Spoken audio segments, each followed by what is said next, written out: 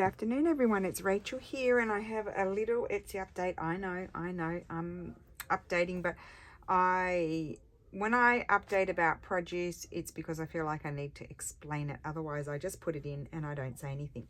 I have some beautiful, very old cutter quilt. I think most of them are feed sacks. So one pack is just the two pieces. The measurements are approximate because I'm not a precise cutter. Almost 13 inches by 7.5, and then this one is bigger. It's very soft and pastel, and that one's 13 by 12 approximately. It's very approximate. So that's going to be one pack. Now this one that one's hand quilted, and it's very old, so there are some damaged bits, and then this one was just knotted together with those bits there. So all you would do is just whip stitch around the edge to hold the layers together if you want to, or you can separate it and put it onto wool blanket, which is also nice. But they're very nice for journal covers, fabric books, stitch books, so stitchery books. Do I have any in here? Did I take them in the other room? Of course I took them in the other room, didn't I? You know, the stitchery books. And so that's what I thought they're also good for. I also made this super cute little pouch with this one. It was quite thick, so instead of just folding it over, I cut it so I could flatten it, and I whip stitched around and made this little pouch inspired by Angie from Rhonda, a little bit French from her video sharing what she was gifted. So I've got a few things. I might do a video on making this and a couple of other things. It's always inspired by Angie. I always like to give credit where credit is due. But also stitch books are fabulous with this, or journal covers. So as I said, this will need to be stitched around the edges. You could do it with your machine if you want to. I'm not machine stitching. That's all hand stitched down there, little teeny tiny stitches. So that's one pack. And then the other pack is this one. It's a big pack. Now this is really going to be, it's got some of bits and pieces of my fabrics, because I quite often have offcuts, or I have digitals that a little bit didn't print, so they're very good to cut up and use. There's also some toile and some vintage fabric in there, and there's trims and lacy bits and embroideries and some of my my ephemera, yo-yos. And each one, most of the fabrics are similar. Obviously, the quilt will be different. This is the quilt here, and it measures about 8 by 8 inches. It is super old. Again, I don't know where it was quilted. It would be very easy to separate. Very fragile. Oh, it was knotted. See? This is very old wadding that's sort of coming apart. If you don't like it, you could take it off and put it onto a piece of blanket. Would be lovely. And look at the back. But they depending where it's cut from, there can be other fabrics as well. I know that one's the same. But they're very big packs, those. And they really would, there's lots of things in there to get you on your way if you want to make a fabric book or journal cover. I think this would be a beautiful fabric book, a tall, narrow one, or stitchery book.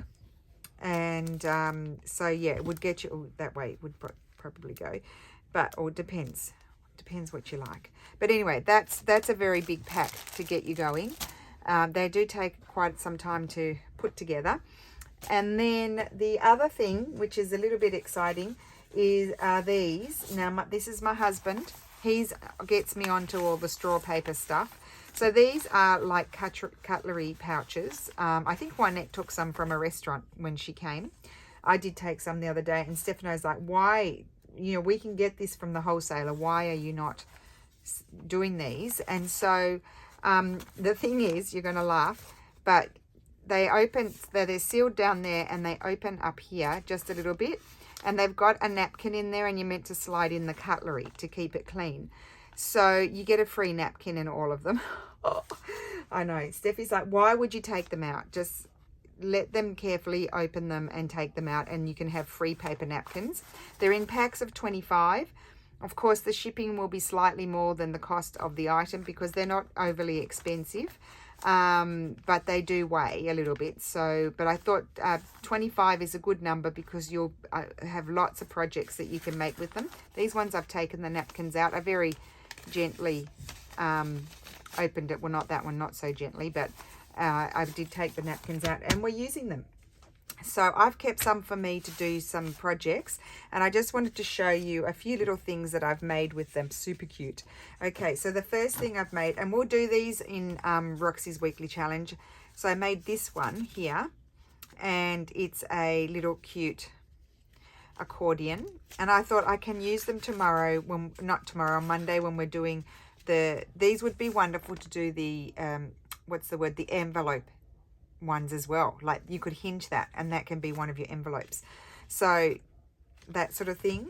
I also made, I thought, cut it in half, and the cut edge was, I opened and I re-glued the bottom here. On this one I re-glued the bottom down there, and I glued this little flap down, and so I thought that could glue down and be just a bit like I was thinking of them a little bit like a library pocket. In fact, you could trim a little bit down there so it looked even more like a library pocket, and you can just have your little journal card in there and that could glue down. Or you could embellish on this side where the flap is, which is what I did on this one, and then just paper clip it in, and then you can write on the back of it. So I thought that was fun. And then the other, this is super cute. Excuse me, hello, I made this with it as well. So, and I'm sure more projects will come to mind. Look at that, abundant. I mean, honestly, it's so cute. It's just beyond. And so we'll make one of these next Friday, I think. That's going to be our next Friday project. And how cute are they? And then you've got a little pocket in there. I put pages in. Look at that. And see, these are my new kits. And if you don't add Easter bunnies, really, like, you can take bits and they can go in any time of the year. I did add those cute little bunnies there, but honestly, this little piece could have been not Easter as well.